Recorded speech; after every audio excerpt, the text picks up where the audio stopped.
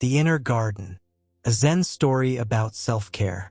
In the misty mountains of Tibet, where the wind whispers age-old secrets, there lived a monk named Tenzin who discovered the most precious truth, that before we can care for the world, we must learn to tend our own inner garden. This is not just a story about a distant monk. It is your story. It is the story of every person who has forgotten they deserve their own compassion, who has let the thorns of stress grow in their heart, or who has sought peace in the wrong places.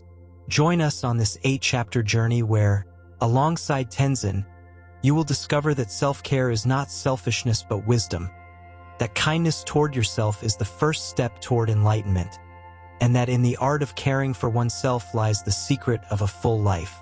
Each chapter of this Zen story will invite you to reflect, to pause, and to remember that you too deserve the love and care you so generously give to others.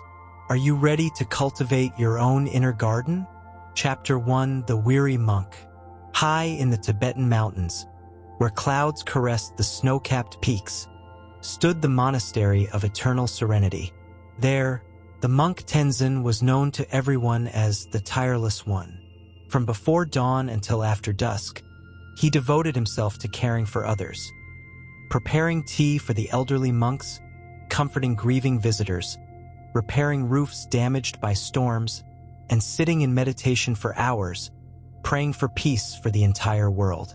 His hands, rough from constant work, never rested. His eyes, though bright with kindness, showed a fatigue that grew day by day. The other monks admired him, but they also worried as they watched him slowly fade, like a candle burning away without pause. One morning, while Tenzin swept the main courtyard with mechanical movements, he collapsed onto the cold stones. His body, which had carried so much love for others, could no longer support itself. The abbot of the monastery, a wise old man with a beard as white as snow, came over and helped Tenzin to his feet. In a voice soft but firm, he said, "Dear Tenzin, you have forgotten the garden's first teaching. If you do not water the root, the tree cannot bear fruit." Chapter 2: The First Lesson. Tenzin was taken to a small, quiet room, where the abbot invited him to sit before a miniature garden. In the center stood a small, withered tree, surrounded by flowers that also seemed on the verge of dying. "This garden," explained the abbot, "represents your inner life. Notice how all the plants suffer because the gardener forgot to care for the soil that sustains them." Tenzin looked at the garden with tearful eyes.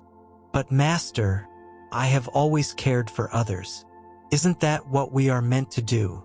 The old man smiled with compassion. "Tell me, dear disciple, if your lamp has no oil, how can it light the way for others? If your well is dry, how can you give water to the thirsty?" For the first time in years, Tenzin fell silent. The master's words sank into his heart like drops of rain on parched earth. "Self-care," the abbot continued, "is not selfishness. It is responsibility. It is honoring the gift of life that has been given to you. Only when your inner garden blooms can you truly share its beauty with the world." Tenzin felt something stir deep within him, as if a sleeping seed had just begun to awaken. Chapter 3: Learning to Listen. In the days that followed, the abbot taught Tenzin the first practice of self-care: inner listening. Every morning, before any other activity, Tenzin was to sit in silence and ask his body and his heart, "What do you need today?" At first, Tenzin heard only noise.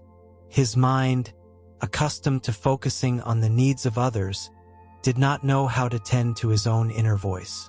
But gradually, like someone tuning their ear to catch the song of a distant bird, he began to discern subtle whispers.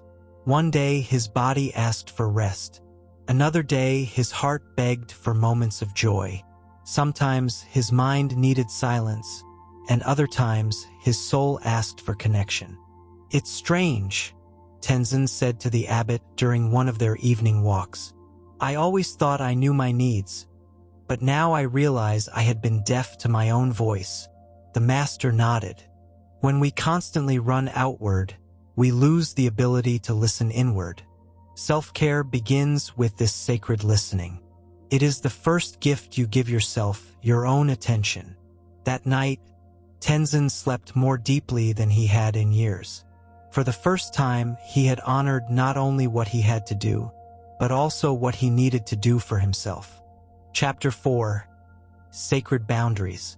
As the weeks passed, Tenzin discovered something that deeply unsettled him.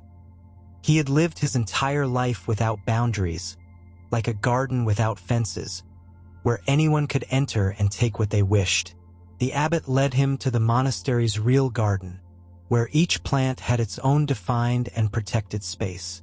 "Observe," said the master, pointing to a beautiful rose. "This flower does not apologize for having thorns. Its boundaries do not make it less beautiful. They protect its beauty so it can fully bloom." Tenzin reflected on all the times he had said yes when his heart screamed no. All the occasions when he had given beyond his limits, believing it made him a better person. "But master," he asked uneasily, "how can I set boundaries without hurting others? Isn't it cruel to say no?" The abbot smiled gently. "Dear Tenzin, is it cruel that the river has banks? Without them, it would become a swamp. Your boundaries are not walls to keep love away, but channels to let it flow in a healthy and sustainable way."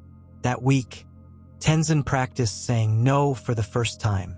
It was difficult at first, but gradually he discovered that when he protected his energy and time, he could offer better quality in his service to others.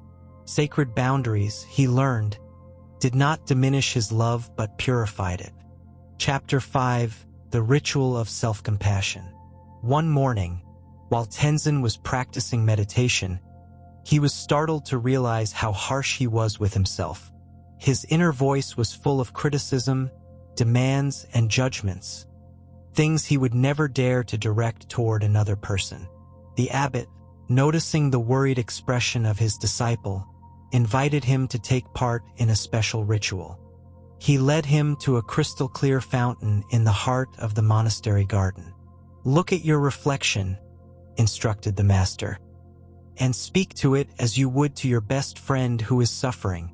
Tenzin gazed into the water and, for the first time, truly saw his own face. Weary, full of kindness, yet marked by years of self-demand. With tears in his eyes, he began to speak to himself with the same gentleness he had always offered to others. "You have worked very hard," he said softly. "You deserve rest. You deserve love. You are enough just as you are." Self-compassion, explained the abbot, is the balm that heals all inner wounds. When you are gentle with yourself, you radiate that gentleness into the world. When you forgive yourself for your mistakes, you can genuinely forgive others. From that day forward, Tenzin created a daily ritual. Each evening, he would sit by the fountain and speak words of love and understanding to himself. Gradually, the critical voice within him began to transform into an allied, loving voice. Chapter 6. The Balance of the Seasons. Autumn arrived at the monastery, bringing with it a profound teaching. The abbot took Tenzin for a walk in the forest, where the trees displayed their golden leaves before letting them go. "Observe," said the master, "how nature understands perfect balance. There is a time to grow, a time to bloom, a time to release, and a time to rest. Yet humans often try to live as if it were always spring." Tenzin contemplated the trees shedding their leaves without resistance, without shame, preparing themselves for winter's rest. "I have lived as if it were always summer," Tenzin reflected. "Always giving, always growing, never allowing my winter to arrive." The abbot nodded. Self-care includes honoring the seasons of your soul. There will be days when you need to be like spring, full of energy and new projects. Other days will call for summer, abundant and generous. Some moments will require autumn, releasing what no longer serves, and still others will demand winter, stillness and contemplation. That season, Tenzin learned to read the seasons of his own being and to honor each one without judgment. He discovered that when he respected his natural cycles, his energy was renewed in astonishing ways. Chapter 7: The Art of Receiving. Winter covered the monastery in a blanket of white snow and deep silence. It was during this time that Tenzin faced perhaps his greatest challenge: learning to receive. When he fell ill with a high fever, the other monks wanted to care for him, but he insisted on getting up and continuing his tasks. The abbot watched this with wisdom and decided to intervene. "Dear Tenzin," he said, finding him trying to clean the chapel with trembling hands, "why is giving more sacred than receiving? Because giving is service, master. Receiving is selfish." The old man sat beside him. "I will tell you a secret. When you refuse to receive, you rob others of the chance to experience the joy of giving. When you insist on always being the river, you never allow others to be the rain." This perspective revolutionized Tenzin's understanding. He realized he had been unbalanced, trapped on only one side of the natural flow of love. During his recovery, he practiced the difficult art of receiving, accepting the soup prepared for him, allowing others to do his tasks, receiving words of kindness without feeling he had to repay them immediately. Receiving with grace, he discovered, is also a form of love. It allows energy to circulate and completes the sacred circle of giving and receiving. Chapter 8: The Inner Garden Blooms. Spring returned to the monastery, and with it, a visible transformation in Tenzin. His eyes now shone with a new light, one born not only from his kindness toward others, but also from the love he had learned to give himself. One day, as he walked through the garden, he now tended with perfect balance, caring both for the needs of the plants and his own. A young monk approached him, looking weary and discouraged. "Master Tenzin," said the novice, "I am so tired. I work all day serving others, but inside I feel empty. What am I doing wrong?" Tenzin smiled with understanding and compassion, remembering his own journey. "Dear brother, you are doing nothing wrong. You have simply forgotten to water your inner garden." He led the young monk to the same place where the abbot had once shown him the withered garden, but now every plant bloomed in radiant splendor. "Self-care," Tenzin explained in a voice soft yet steady, "is not the end of serving others, but its true beginning.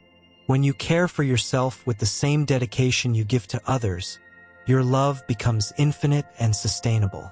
He taught the young monk the practices he had learned: inner listening, sacred boundaries, self-compassion, respect for the seasons of the soul, and the art of receiving.